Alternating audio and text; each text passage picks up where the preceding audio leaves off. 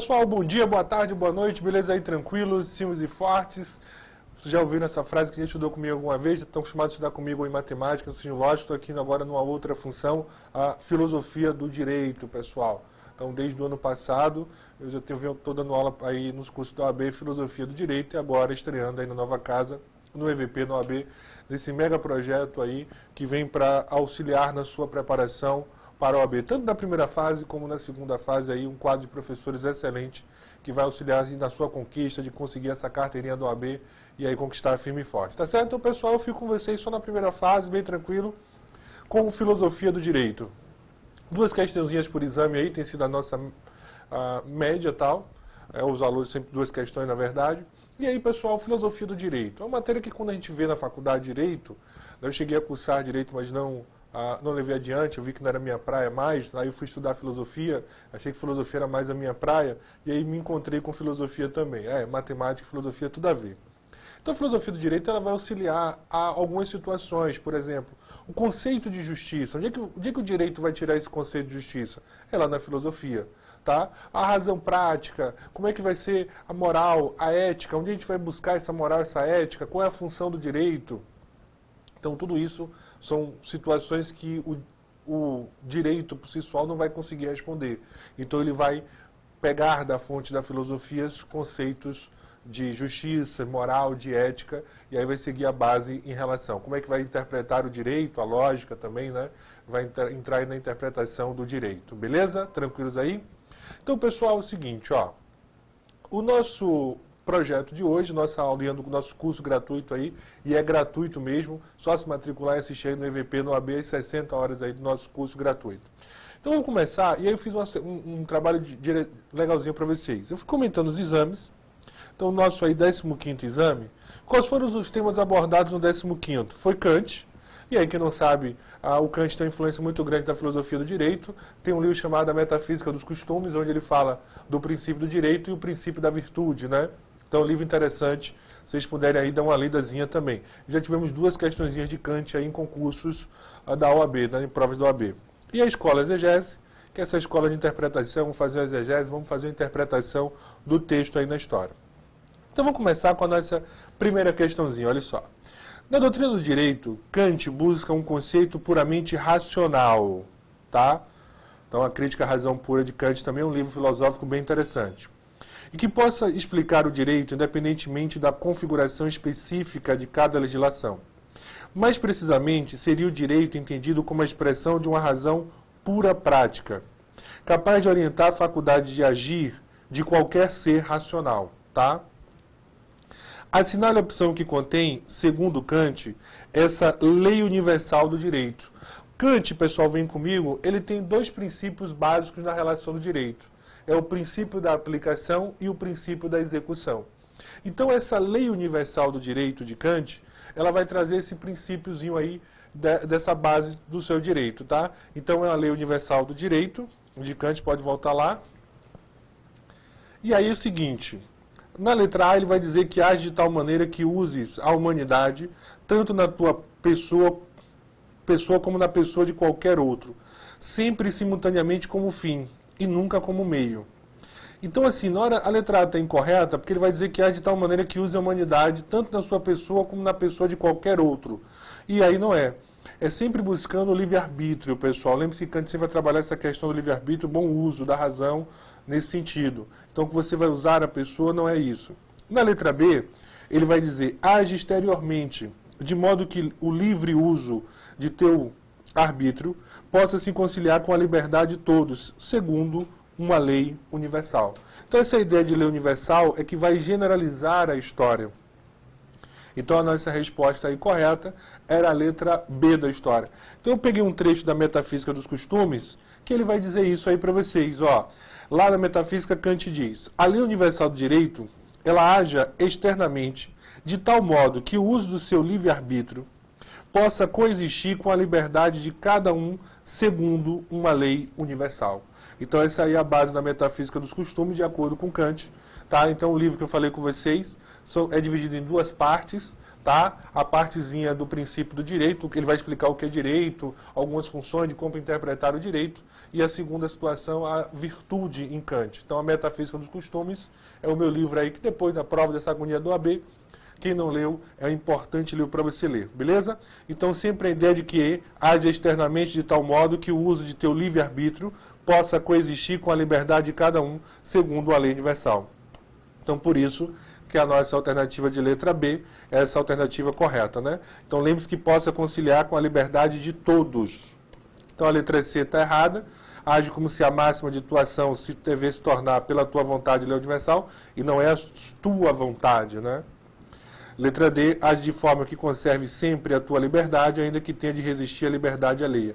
Não é a busca de conservar sempre a tua liberdade, tá? É ainda que tenha, na verdade, buscar, vamos chamar entre aspas assim, com muito cuidado, um bem comum, né? Manter aí, conservar essa liberdade. Vamos lá, segunda questãozinha. Ao explicar as características fundamentais da escola da exegese, o justo filósofo italiano Norberto Bobbio afirma que tal escola foi marcada por uma concepção rigidamente estatal de direito. Como consequência disso, temos o princípio da onipotência do legislador. Segundo Bobbio, a escola da exegese nos leva a concluir que, aí vem comigo, que escola é essa? Foi uma escola que surgiu lá na França com o Código Napoleônico. Então, quando o Napoleão criou o Código Civil dele, foi considerado ali que aquele Código Civil poderia resolver tudo, tá? Então, por isso que é chamado do princípio da onipotência do legislador, porque o legislador ele tinha que utilizar o Código. E, além disso, no artigo 4, lá ele vai dizer o seguinte, que o juiz ele tem condições de dar o parecer. É como se o Código amarrasse todas as situações, não ficasse nada em aberto. Então, por isso que o pessoal chamava do princípio da onipotência do legislador. Ele não poderia fugir, pensar em outros princípios. Ele tinha que seguir o Código puramente, tá? E aí, lembre-se que quando você fala em exegese, você vai buscar essa interpretação dessa situação. Então, letra A. A lei não deve ser interpretada segundo a razão e seus critérios valorativos daquele que deve aplicá-la, mas ao contrário, este deve submeter completamente a razão expressa na própria lei, tá? Então, vamos guardar essa letra A, né? Daqui a pouco você vai entender o porquê. Letra B. O legislador é onipotente porque é representante democraticamente eleito pela população, e esse processo representativo deve se basear sempre no direito consuetudinário, porque expressa o verdadeiro espírito do povo, não tem nada a ver aí. Letra C. Uma vez promulgada a lei pelo legislador, o Estado juiz é competente para interpretá-la, buscando aproximar a letra da lei dos valores sociais e demandas populares. Se ele vai buscar essa situação de valores sociais e demandas populares, qual a onipotência que ele tem? Então ele vai estar em aberto aí. Então, ele pode expandir o conhecimento da lei. E aí, nesse caso, ele está falando de impotência, de você estar preso ali, amarrado, a lei, o código seco, vamos dizer assim, uma ideia positivista até, de julgar o direito como uma norma. Letra D. A única força jurídica legitimamente superior ao legislador é o direito natural. Portanto, o legislador é soberano em tomar suas decisões, desde que não viola os princípios do direito natural. Poxa, se você começar a observar nas provas de filosofia, tem algumas situações que, mesmo você não tendo um conhecimento profundo do tema, você começa a observar algumas contradições lógicas. É aquela história. Eu talvez não conheça a situação, nunca li, Bruno, sobre isso e tal, mas pelo menos eu consigo observar algumas incoerências nas alternativas. E com essa observação de incoerências, eu consigo imaginar. Então, essa é a nossa resposta correta, é a letra A.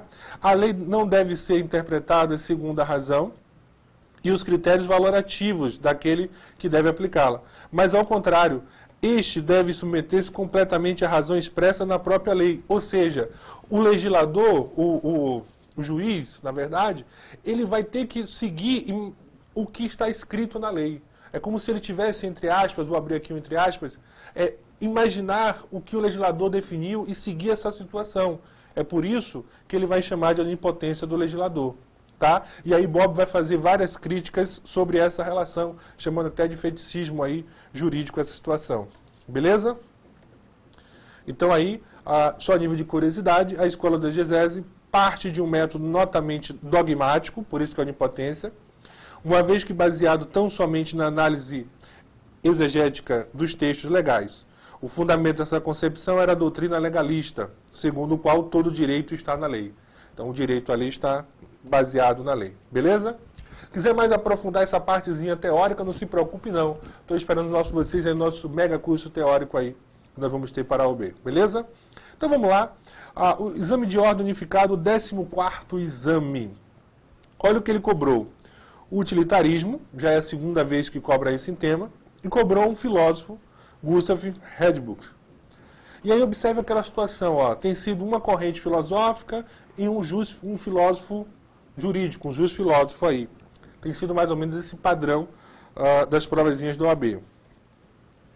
Então, o filósofo inglês Jeremy Bentham, em seu livro Uma Introdução aos Princípios da Moral e da Legislação, defendeu o princípio da utilidade como fundamento para a moral e para o direito. Tá?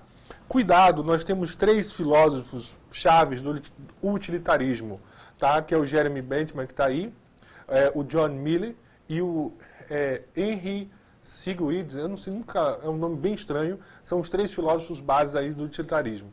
O utilitarismo é aquela função que busca sempre o bem maior, a felicidade, tá? Mas tem que ter muito cuidado nessa questão do utilitarismo aí, porque ele sempre busca essa felicidade, e aí fica um pouco complicado. Tem até brincadeiras, quem já estudou ética alguma vez, já perguntou a situação. Imagine o caso, você tem a chance de salvar uma vida, e aí tem um bispo, tá? Que faz um trabalho belíssimo de caridade, e do outro lado tem uma pessoa que você não conhece, uma simples dona de casa. Então, o princípio da utilidade vai dizer o seguinte: quem é mais útil? Tá? Aí o bispo. Então, a gente vai salvar o bispo. E aquela outra pessoa? Ah, mas aquela pessoa é sua mãe. Mas a sua mãe, ela produz algo benéfico à sociedade? Ela é útil? Não, não é.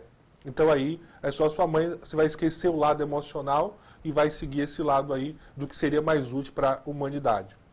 Então, qual é o problema desse princípio, aí, desse método, vamos dizer assim, dessa filosofia?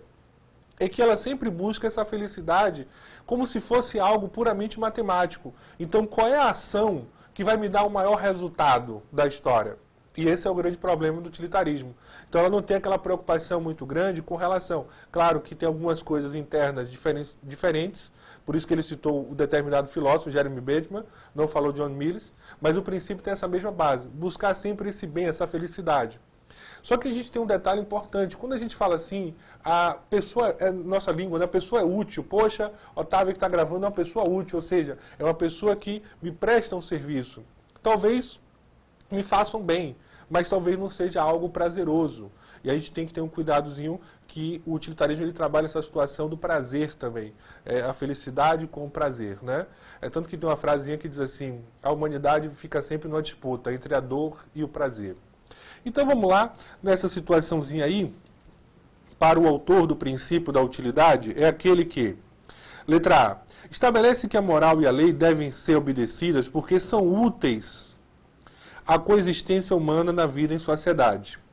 Letra B, aprova ou desaprova qualquer ação, segundo a tendência que tem a aumentar ou diminuir a felicidade das pessoas cujos interesses estão em jogo.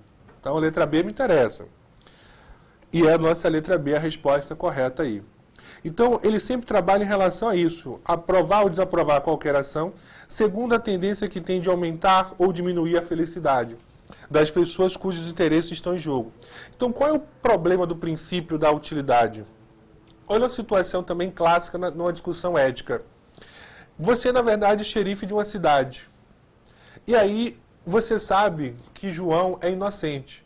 Mas as pessoas já condenaram João. E eles querem que você enforque João. Se você não enforcar João, vai ter uma rebelião na cidade. Olha que situação complicada. E aí começa uma discussão moral, que não é o nosso caso hoje aí já é uma outra viagem. Num curso mais teórico, mais tranquilo. Você, poxa, seguindo o princípio, eu vou matar João, mesmo sabendo que ele é inocente, porque o bem maior de evitar uma revolução na cidade, evitar uma confusão. Então essa discussãozinha que a gente tem que estar sempre cuidado, e aí claro tem algumas exceções, algumas observações, e aí sempre cabe ao juiz, por exemplo, o legislador no caso do princípio da utilidade, sempre buscar o prazer superior. Ou seja, qual é o melhor prazer? Né? Então não é o prazer assim, no sentido prazer de satisfação, não, o prazer superior. Então, vamos dizer assim, algo transcendente nesse sentido, entre aspas, com muito cuidado. Então, letra B aí, aprova ou desaprova qualquer ação, segundo a tendência que tem a aumentar ou diminuir a felicidade de pessoas cujos interesses estão em jogo. Essa é a nossa resposta correta. Letra C, demonstra o direito natural superior ao direito positivo. Não, não, não, não. Pois ao longo do tempo revelou-se mais útil a tarefa de regular a conveniência humana. Tem alguns casos que até no utilitarismo, algumas correntes que cortam praticamente o direito natural. Letra D, afirma que a liberdade humana é o bem maior a ser protegido, tanto pela moral quanto pelo direito. Pois só a liberdade de pensamento e ação que permite às pessoas tornarem algo útil, mas aí lembre-se, tornar algo útil, mas sempre visando o que? A felicidade. É por isso até que eu trouxe o livro aí, a referência, olha só, é uma citaçãozinha de Homílio. O credo que aceita como fundamento da moralidade a utilidade, a utilidade também, gente, também é conhecido como princípio da maior felicidade, tá? A utilidade também tem esse nome, princípio da maior felicidade.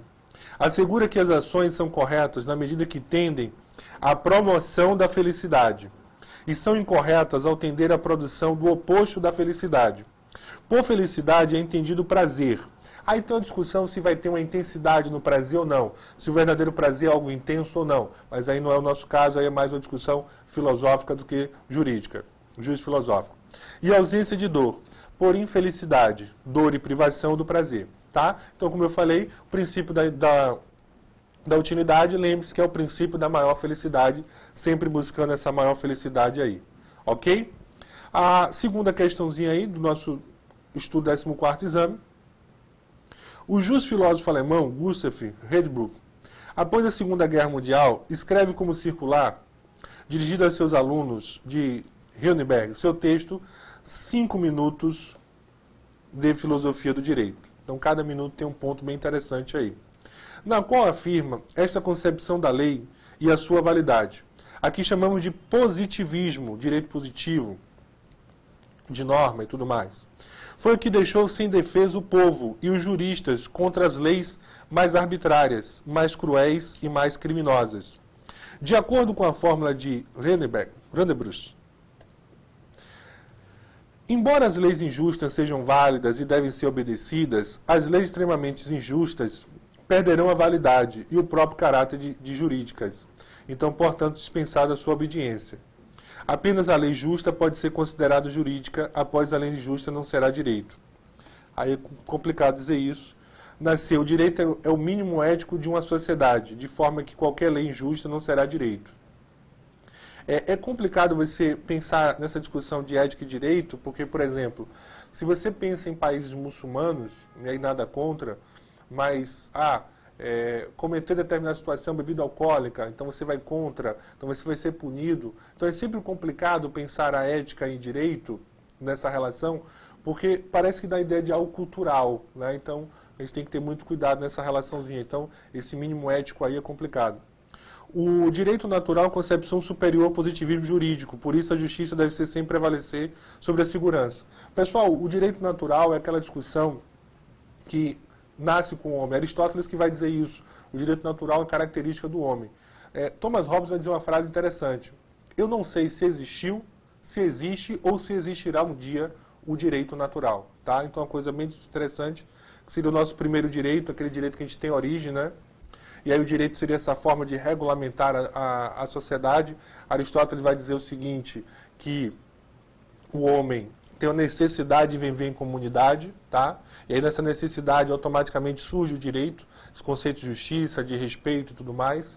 E aí ou o homem que vive afastado da sociedade ou é um louco ou é um deus, tá? Na visão aristotélica aí. Então, a fórmula de Federbruch, o conflito entre justiça e certeza jurídica pode ser bem resolvido, tá? Do seguinte modo: o direito positivo assegurado pela legislação e pelo poder tem prioridade mesmo quando seu conteúdo é injusto e não beneficiar as pessoas, a menos que o conflito entre a lei e a justiça chegue a um grau intolerável, em que a lei, como uma lei defeituosa, deva clamar por justiça. Então, essa situação que na hora, assim, que a lei ela tem uma prioridade, claro, você tem que respeitar, como se fosse assim, a lei é válida, mas se ela fere um princípio da justiça, e aí ela tem que ser defeituosa, tem que ser descaracterizada. Outra definição disso também é bem interessante, essa de cá. A fórmula consiste no seguinte enunciado. O conflito entre a justiça e a segurança, o rectus, certeza, jurídica, pode ser adequadamente resolvida pelos seguintes critérios. Tá? Então, processo de aplicabilidade da fórmula. Primeiro, o direito positivo baseado na legislação e no poder estatal tem aplicação preferencial, mesmo quando seu conteúdo for injusto e não for benéfico às pessoas. 2. A justiça prevalecerá sobre a lei se esta se revelar insuportavelmente injusta, a tal ponto que se mostre uma norma injusta, continente de um direito injusto. Então, a nossa resposta correta é a nossa letra A. Embora as leis injustas sejam válidas e devam ser obedecidas, as leis extremamente injustas perderão a validade e o próprio caráter jurídicas, sendo, portanto, dispensada sua obediência. Aqui em Salvador tem uma situação interessante. Aqui a gente tem um imposto chamado de TIV, é um imposto que você paga em três vivos, transmissão de bens. E a Prefeitura de Salvador aqui determinou que você, quando compra apartamento na planta, ou seja, que vai ser entregue aí, dá uma promessa de entrega, a Prefeitura de Salvador começou a determinar que o pagamento fosse feito no ato da compra. E aí o pessoal disse, não, peraí, é a lei, eu tenho que pagar, mas eu vou recorrer contra isso. Porque eu não posso pagar por algo que eu ainda não recebi. Qual é a garantia? A construtora é uma confiança que eu tenho uma construtora. Eu pago um valor e aí vou pagar as chaves quando eu receber o imóvel. Então há uma relação de confiança. Mas não há garantia do recebimento do imóvel. Né?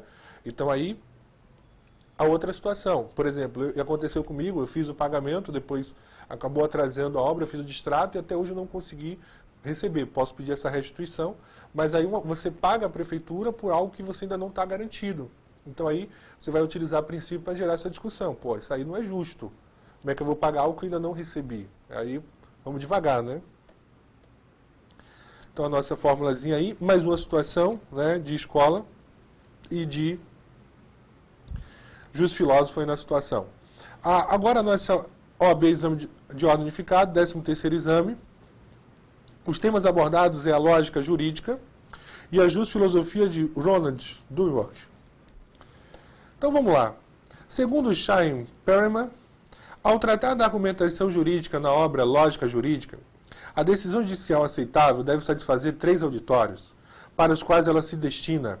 Assinale a alternativa que indica corretamente os auditórios. Olha só, antigamente, vem comigo aqui rapidinho, você tinha uma lógica jurídica trabalhando com silogismo.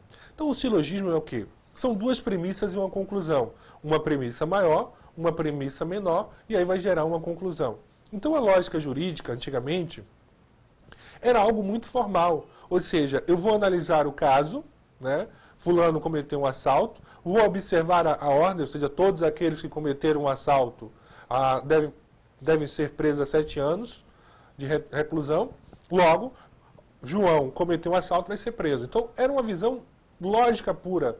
Ou seja, vai analisar o fato, ver a norma que condiz com esse fato e pronto. Sem nenhuma observação de valores, ou seja, sem pensar assim, por que fulano cometeu a situação? Claro, não estou aceitando ele. Mas, poxa, ele cometeu aquele fato para alimentar a sua família ou para determinada situação, então vamos analisar isso com mais calma. Então estava algo muito fechado na área do direito. Você cometeu, não tinha contra-argumentações, vamos dizer assim. Porque o grande problema da lógica é o seguinte, a lógica perde nessa relação jurídica algo muito formal, assim. Você olha, não tem como contra-argumentar. Claro, concordo com vocês, mas Bruno, peraí. O problema todo de pensar em algo lógico é o seguinte, que eu posso distorcer a verdade. Sim, sim, porque existe até hoje em dia uma discussão filosófica grande do que seria a verdade. Né? Se a verdade é aquela representação do fato, ou se você for estudar em Hegel, a verdade é aquilo que é um fato consumado. Então, há uma discussão do que é verdade. Então, por isso que às vezes ganha o processo quem sabe melhor argumentar. Talvez não esteja mais correto, infelizmente faz parte da situação. A lógica permite isso. Né? Quem tem a melhor argumentação consegue, às vezes, convencer melhor. Ou seja, no julgamento por si só, um constrói a sua tese e o outro vai derrubar essa tese e apresentar a sua tese. Mas aí era algo bem solto. Então, ele ficou chateado, vamos dizer assim, em palavras minhas, tentando aí humanizar um pouquinho essa situação, e começou a observar que não, vamos trazer uma lógica jurídica diferente. Está precisando valores. Mas a grande discussão é, como é que eu vou trazer valores, como é que eu vou julgar valores na relação lógica? Como é que eu vou trazer elementos para poder fazer um julgamento sobre isso? E essa foi a grande discussão. Então, por isso que ele apresentou na sua obra essa lógica jurídica que traz uma inclusão de valores, não ser algo tão formal, tão aplicado a um silogismo, tá? Então, deixa eu ver se eu coloquei a situação. Aí a dica, ó. A lógica jurídica é o conjunto de técnicas de raciocínio que permitem ao julgador conciliar em cada caso o respeito ao direito e a aceitabilidade da solução encontrada. As fontes do direito, tais como postas em cada sistema jurídico, são um ponto de partida do raciocínio do jurista, que tem como objetivo a adaptação dos textos jurídicos às necessidades e aspirações de uma sociedade viva, em constante mutação. Então vamos quebrar essa história, vamos deixar de ser algo formal na situação. Então, por isso aí que a nossa resposta. Na letra A, ele vai dizer a opinião pública, o parlamento e as cortes superiores. Na letra B, eu tenho que levar em consideração as partes em litígio, os profissionais de direito e a opinião pública, tá? Letra B de bola. Aí as partes em litígio, o parlamento e as cortes superiores. Não, letra D, as cortes superiores, os organismos internacionais e os profissionais de direito. Não. A gente tem que levar em consideração essas três coisas, né? Tem partes até do texto que ele é mais explícito em isso. Parte em litígio, profissional de direito e a opinião pública. Então, só para a gente amarrar aí, a lógica jurídica é isso. É esse conjunto de técnicas de raciocínio que permite ao jogador conciliar em cada caso o respeito ao direito e a acessibilidade da solução encontrada. Então, as fontes de direito, tais como os postos de caso jurídico, são um ponto de partida. E aí que ele tem que fazer essa adaptação, isso aqui é uma palavrinha-chave, às necessidades e aspirações de uma sociedade viva. Então, claro, vem comigo. A gente tem que levar em consideração aplicar um processo lógico, tem que ser uma coisa justa, e aí por isso que entra aquela discussão da relação justiça, mas buscando tentar conciliar as duas partes, tá? E aí, claro, respeitando os profissionais do direito, e aí respeitando a sociedade, aquela situação que tem que ser algo determinado, algo justo. Nós estamos agora recente com uma discussão bem interessante de um caso do carnaval, de um rapaz que tem um hábito, que já participou do Carnaval de Salvador, algumas pessoas têm o hábito de agarrar, entre aspas, a pessoa e forçar um beijo. Então aconteceu um caso aqui que a pessoa forçou o beijo, né? E aí foi condenada a 7 anos de prisão, considerado estupro. E aí começou a situação, a discussão, porque em uma corrente da acusação diz assim, ó, você oprimiu a liberdade da pessoa, você obrigou a fazer algo. Você utilizou do corpo da pessoa. Aí o defensor falou assim, realmente é um crime, mas cuidado. Porque se você diz que ele vai ser considerado como estupro, então ele não vai fazer só o beijo. Já que eu vou ser condenado mesmo, então eu vou até as vias de fato carnal. Então, olha essa discussão lógica, né? Então, será qual a situação? Porque eu não fiz o ato por si só, por um todo. Então, essa discussão lógica vai auxiliar nesse caso. Então, houve aquela discussão do magistrado que deu os 7 anos, considerou um estupro o beijo por si só. Claro, não estou defendendo, não. Mas aí você está dando uma definição de algo puramente se observar os fatos.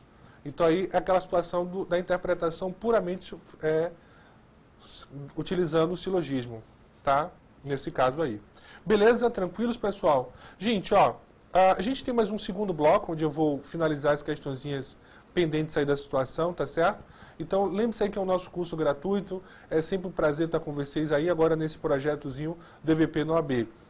Não deixe de acompanhar aí também, a gente vai ter, durante as primeiras fases aí, eu vou estar participando também no curso de dicas e tudo mais, dicas assim no YouTube lá, inteiramente gratuito para vocês, aquelas pílulazinhas do dia para auxiliar na sua preparação. E você que está pensando na segunda fase, né, com esses professores aqui do EVP, você tem grandes professores aí, trabalho, constitucional, penal, então pode auxiliar também na sua segunda fase dessa preparação de direito administrativo também, não posso deixar de falar, beleza? E lembre-se, pessoal, a filosofia do direito, para você que está pensando em ser advogado, ela vai ser importante. Claro, pessoal, na hora de você argumentar, né, participar de algo, querer dar uma opinião com um princípio, com uma base teórica é importante. Então, acho que a grande dificuldade hoje é que as pessoas acham que a filosofia do direito é só mais uma matéria a mais, mas é uma matéria muito grande para quem pensa ser um grande advogado, para saber argumentar, utilizar os princípios corretos, contra-argumentar de forma coerente com o juiz, com o magistrado e, o mais importante, ter subsídio para fazer uma ampla defesa. Beleza? Então, fico esperando vocês em nosso segundo bloco de hoje.